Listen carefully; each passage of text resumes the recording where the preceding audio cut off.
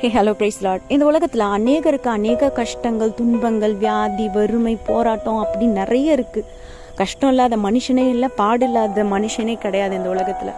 அப்படிப்பட்டவங்களுக்கு உங்களால் ஹெல்ப் பண்ண முடியலன்னா கூட அவங்களுக்கு ஆதரவாக இருக்கணும் அப்படின்னு சொல்லிட்டு தான் நம்மளுக்கு வேதம் சொல்லி கொடுக்குது. கலாத்தியர் 6:2 ஒருவர் பாரத்தை ஒருவர் சுமந்து இப்படியே கிறிஸ்தவனுடைய பிரமாணத்தை நிறைவேற்றுங்கள்னு சொல்லிட்டு.